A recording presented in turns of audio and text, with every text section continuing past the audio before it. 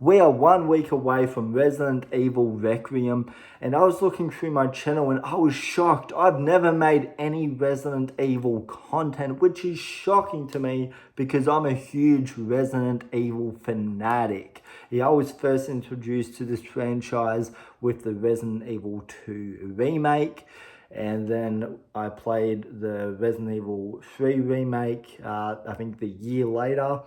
And then I went back and played the 3 original games, and I played the spin-offs that came out on the PS2 and the 2 Wii games that came out. And I basically just went on months upon months of being a Resident Evil whore. I wanted everything Resident Evil in my life. I wanted to know the story, I wanted to know the lore, and I wanted to know everything about this franchise. So I'm very well immersed with the story and lore of these games. And one thing I wanted to do for this video is I wanted to talk about a lesser known title that not many people talk about. Like when I do hear Resident Evil brought up in a conversation, it's always about the 3 remakes or just the mainline games. I very rarely hear people talk about the spin-offs that came out, like Outbreak, File 1 and 2, like Umbrella Chronicles, and then all these other spin-offs and Operation, Raccoon City, and I'm sure there's a couple of others. I'm forgetting, the Survivor series. There's a lot of spin-offs that I just don't hear people talking about. And so, that's why today I wanted to talk about Resident Evil Dead Aim that was released on the PS2. And from what I read on this game, there weren't too many copies that were distributed for this game. But, let's start off with a quick synopsis for Dead Aim. So what is Dead Aim about? So in this one, we follow our main character named Bruce, who's on a mission to stop Morpheus, our main villain of the game, who's a executive at Umbrella, who got fired from Umbrella during the Raccoon City outbreak. So at some point during Resident Evil 3, this guy would have got fired. He would have fled the city before it exploded at the end. So, there's some interesting context for, Resident Evil 3 fans out there. And this was a character that we were never introduced to in the mainline games. Morpheus is a one-time character. This is our first introduction to him. And he flees Raccoon City, and he takes a little bit of the T-virus with him on a cruise ship, and he infects his entire team and everybody on the cruise ship. Everybody turns into monsters and zombies, and Bruce meets Fongling, who's our love interest of the game, and these two have to team up to stop Morpheus before the T-virus spreads worldwide. Which, if you played Resident Evil 5 and 6, you know how well that turned out. And now starting off with my positives for Dead Aim, this game is considered canon, and I think it does do a good job at seeing what happens after the events of the Raccoon City outbreak, and after Raccoon City, blew up. This game kind of explains how it went global and how it went worldwide. Not only did Morpheus have his hands on it, but we had the government had their hands on it to stop wars. We had terrorist groups had their hands on it, and that's kind of how it became a global threat. So this game does explain a very important piece of the Resident Evil story. You could have played 6 and you could have already assumed it, but this game does kind of explain how the T-virus did get outside of Raccoon City, which is one of the things that I do like about it. You know, and as far as Bruce, this is also a first-time character. You know, there's no characterization given to this guy in this game. He's just he's a soldier on a mission to stop Morpheus. That's about the level of characterization you get from him. You know, and then he meets Fongling, and you know, and of course there has to be, you know, a love triangle, you know, in this game. You know, those two start off as enemies, you know, and then they form this romantic relationship by the end of the game. And so yeah, you know, typical romance bullshit right there. Now my second positive for Dead Aim, you know, is this is a mixed positive. This game is very dark, and I don't mean thematically. Like, this game is really dark. It is hard to see, you know, especially when you are going down the corridors and you are going into the cabins and these different rooms. You can't see shit. I had to adjust the brightness on my TV just to see what I was looking at. This is an awfully lit game. You know, you have like a little light around your character, and that's it. You can't see any of the environment. You know, it does get a little bit better towards the end of the game, but, you know, not much. So yeah, that's the negative side of it. Where the positive falls into this is it does bring back some of that Resident Evil 1 flavor, of going into a dark room, in the first Resident Evil, and, not sure, what's behind the corner or what's behind the door. This game does bring back that dread, where there are a couple of times where you do enter a room and there's just zombies waiting for you, and you just grab your gun, that's one of the things that I really dug about this game. It does bring back that memory of playing the first Resident Evil and that fear of not sure, what I'm going to see. So on one hand, it's a horribly lit game. On one hand, the darkness also benefits the atmosphere of this game. Another mixed positive is the voice acting.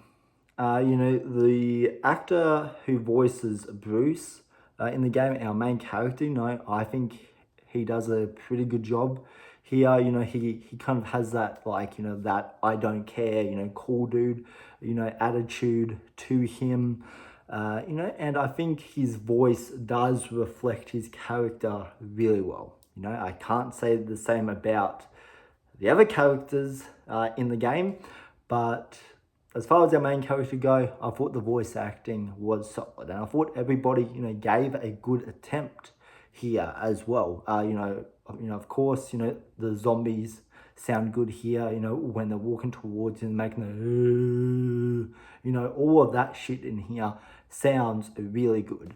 Another positive is you have a range of different weapons in here. You have assault rifles, you have shotguns, you have a silent, what's it called? A silent handgun? I'm gonna go with that. And then you have like a normal handgun, and there is quite a bit of ammo in this, but there are also points where you do run low on ammo, which is something, something that I did like. Is I thought this game had probably the right amount of ammo. You play a game like Code Veronica or like Resident Evil 2, and there's long portions of those games where you don't have ammo. I thought this game had the right amount of ammo to keep that survival horror aspect to it, where it's intense when you're getting low on ammo. So I did like that aspect to it. Our main villain here looks cool. He has a couple of different designs throughout the game. Dug that shit. Morpheus isn't a very interesting character, but his designs are really cool. I would have liked to know more about his character, but I can't get everything. Moving on to the negatives of Dead Aim. Basically everything in this game is bad. Like, this is what I call a so bad it's good game. Like, it's a horribly designed game.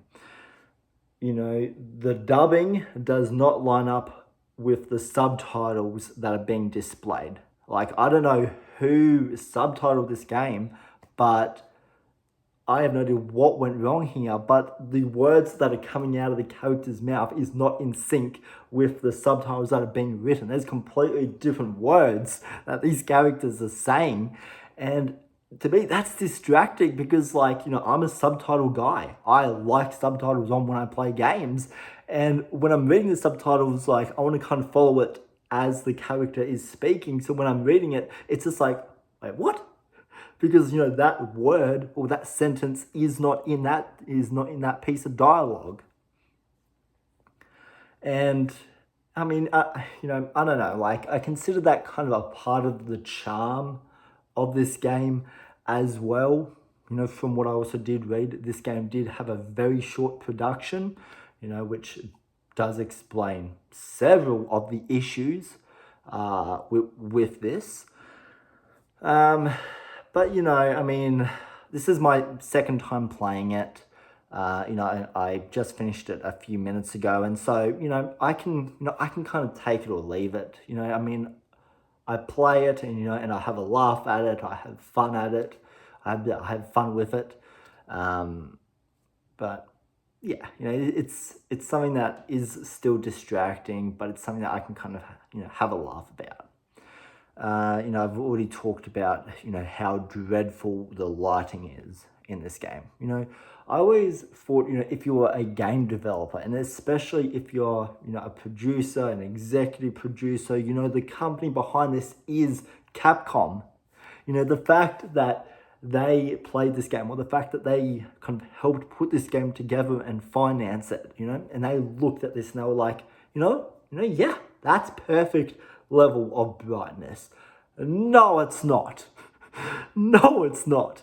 I know it makes it hard to play, and I found myself, like squinching, you know, at the screen, just trying to figure out what I was looking at. You know, there are a couple cool shots though, where, like, you know, a zombie's in the darkness and you can see the silhouette of it. You know, that's creepy. You know, Morpheus isn't a real threat here. Our villain in here is a very one-dimensional villain. No characterization, minus the fact that he does want to really continue on Umbrella's work without their permission and without their consent. You know, and so I guess the global exposure of it, like, you know, there's a threat there, and there's some level of, like, you know, you want to save the day, but I just did not care. This guy has very little to do with the game. He honestly probably has like 5 minutes of screen time. And this is a very short game. Like, this is only probably a 90-minute game. This is like a one-sitting game. You can finish it, you know, in one day. But yeah, he has so little to do. Like, if you actually cut out this villain and you just had his monster designs throughout it, you know, I actually think that would have made the game better, because there's cutscenes with him, of him just freaking out, and it's just like, why the hell is this here? Like, you know, maybe if I kind of knew about what Morpheus's, like, involvement actually was during the Raccoon City outbreak, you know, I know that he's to blame for this, but how is he to blame? What was his part in actually creating the Raccoon City outbreak? You know, and just kind of just knowing what his role is within Umbrella. You know, even this game really actually would have benefited from flashbacks of just, I don't know, just like conversations with like Morpheus and Spencer, or just, you know, him and Wesker, or just something where he is in the Umbrella lab actually making the T-virus? Like, did he have a part to play, in making it? Or, just what was his involvement? Like, I would have liked to see kind of, rather than just seeing the evil maniacal side of him, actually see the more human side before he actually became this thing. I feel like that would have kind of been better for his villain. But